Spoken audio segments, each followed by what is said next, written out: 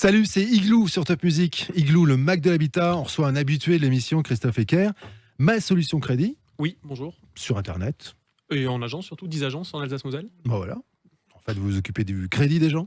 Essentiellement, crédit immobilier. Voilà. Et évidemment, c'est un terme assez récurrent dans cette émission. Le crédit, ça bouge, ça évolue. Les perspectives et le bilan d'abord et les perspectives ensuite de cette période post-Covid. Là, enfin, on n'est pas en post-Covid, mais post-confinement plutôt, on va dire.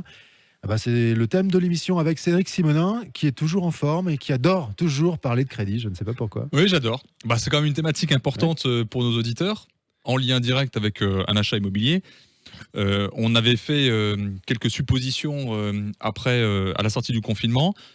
On retrouve, on n'a pas vu Christophe Ecker de tout l'été. Son coiffeur non plus d'ailleurs. Exactement. Hein, je suis jaloux de sa mèche, c'est terrible. À chaque émission, elle est beaucoup plus longue et moi, elle est beaucoup plus courte. Ouais. Donc, tu lui passeras le bonjour d'ailleurs à notre coiffeur. Elle ne le voit jamais. La preuve. On a même. Donc, la distribution de crédit, là, l'été passé, elle se passe comment ?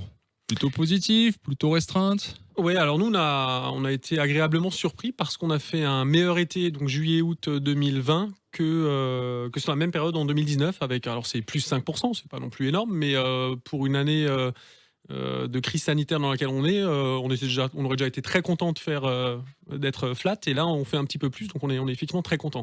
Après, au niveau national, la stat dit plutôt qu'on est à moins 10% de crédit accordé, donc il y a quand même un ralentissement. Bon, on verra fin d'année si effectivement ce ralentissement est résorbé ou pas. Ça donnera déjà une tendance pour 2021. Il y a des critères qui ont été mis en place par la Banque de France fin 2019, début 2020, qui étaient plutôt restrictifs. Ouais. Ils sont toujours d'actualité ? Toujours, et ils sont toujours restrictifs. On parle notamment du taux d'endettement, 33%, donc sur lequel les banques sont arc-boutées. Alors que jusque avant les règles, on pouvait déroger parce qu'il y avait d'autres critères qui étaient regardés, notamment le reste à vivre, le saut de charge. Là, c'est vrai que le taux d'endettement, il est vraiment devenu la pierre angulaire de la distribution du crédit, et ça peut être embêtant notamment pour des investisseurs locatifs. Et après, il y a une autre notion, c'est celle d'apport personnel, où là aussi, les banques ont durci les critères. Donc, c'est toujours en vigueur, mais on peut peut-être espérer un assouplissement. Ça veut dire qu'on peut plus acheter avec zéro ? C'est toujours compliqué de donner des réponses très absolues à ce genre de questions, parce qu'il y a toujours des cas particuliers qui font qu'on peut les faire, et c'est la mission d'un courtier que de faire passer ce genre de dossier. Mais effectivement, dans la grande majorité des cas, on demande à ce que les frais soient apportés. Les frais dans une opération dans l'ancien, c'est à peu près 10%, quand on prend les frais de notaire, les frais de garantie, les honoraires du courtier. Dans le neuf, c'est un petit peu moins, ça doit plutôt être autour de 4,5%, mais on demande effectivement à ce que ce soit apporté. Donc pour une opération à 200 000 euros, les frais, on est quand même à peu près sur 20 000 euros, donc c'est pas neutre. Ouais. Donc un peu plus compliqué pour les investisseurs, un peu plus compliqué pour les primo-accédants aussi, je suppose. Ouais, c'est un peu ça le problème, quoi. C'est les deux qui souffrent généralement. Ouais, tout à fait. Ouais. On a vu en début d'année une évolution légère, mais tout de même évolution des taux d'intérêt. Oui. On les scrute à la loupe tous les mois. Aujourd'hui, on en est où ? Eh ben, on est exactement au même niveau que début juillet 2020, donc début de l'été, donc à des niveaux extrêmement bas. Aujourd'hui, ce qu'on appelle nous les taux champions, donc les meilleurs taux qu'on peut obtenir, on est à 0,80 sur 15 ans, 1% sur 20 ans, voire même un petit peu en dessous sur certains dossiers, et 1,20-1,25% sur 25 ans. Donc c'est absolument exceptionnel. Et alors nous, c'est un scénario qu'on avait anticipé. On n'envisageait pas du tout une augmentation des taux suite à la crise du coronavirus et à toutes les mesures qui ont été prises. Donc on n'est pas du tout surpris, et c'est vrai que c'est une très très bonne nouvelle. Heureusement qu'on a ça du côté des acheteurs. Petite parenthèse, les taux ne montent pas, mais les prix montent un peu, non ? Les prix ont encore pris une petite claque.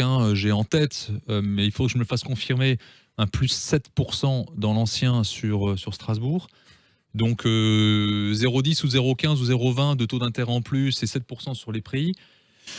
Ça fait un petit peu mal à la fin pour certains budgets. Par rapport à cette évolution de taux, pour la fin d'année, est-ce qu'on arrive à faire des projections ? Alors, moi, en tout cas, je m'engage. Je suis absolument convaincu que les taux ne bougeront pas d'ici la fin de l'année, pour les raisons que j'ai évoquées tout à l'heure. C'est-à-dire que ce qui a été décidé, c'est d'injecter énormément de liquidités dans le système. Au niveau mondial, les États-Unis, au niveau européen avec la BCE, au niveau français. Et quand on injecte autant de liquidités, c'est pour stimuler la consommation, pour stimuler l'investissement. Et ça ne peut se faire qu'avec des taux bas. C'est exactement le scénario qu'on avait eu suite à la crise des subprimes, donc il y a maintenant déjà 10 ans, et suite ensuite à la crise de la dette des États, donc notamment la Grèce. Et c'est ce qui a entraîné la baisse des taux depuis 2012, schéma dans lequel on était d'ores et déjà avant la crise du coronavirus. Et là, le fait qu'on rajoute encore une couche de liquidité, ça peut que maintenir les taux à des niveaux extrêmement bas. Oui, on verra quels sont les effets du plan de relance dans les mois, enfin les 10-12 prochains mois qui viennent, parce qu'il faut quand même un petit peu de temps. Ouais. Il y a quand même beaucoup d'épargne chez les Français. On espère que ça va être libéré pour relancer l'économie. Ouais. Complètement. Les Français gardent leur argent et investissent moins. Là, c'est les dernières tendances en tout cas. Ah, clairement. Mais après, il y a beaucoup d'épargne sur le livret A.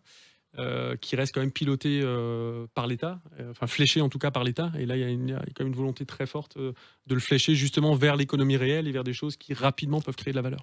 Toutes les infos régulièrement avec des vidéos, plein de choses, c'est sur votre site internet, Oui, masolutioncrédit.fr. Merci Christophe Ecker. Merci à vous. Et l'émission, vous le savez d'ailleurs, on la retrouve cette émission. Petite Ça a interrogation. changé, je crois. Sur Ça a évolué. topmusic.fr, Bien sûr, ouais. trianonresidence.fr, le site sur Facebook, Igloo en air, sur la chaîne YouTube, Ouais. et puis cette année également en podcast. Et ben voilà, Voilà, c'est là où ça a changé. C'est Merci ça. Cédric Simoneau. Merci. Merci à vous. Et à bientôt dans Igloo.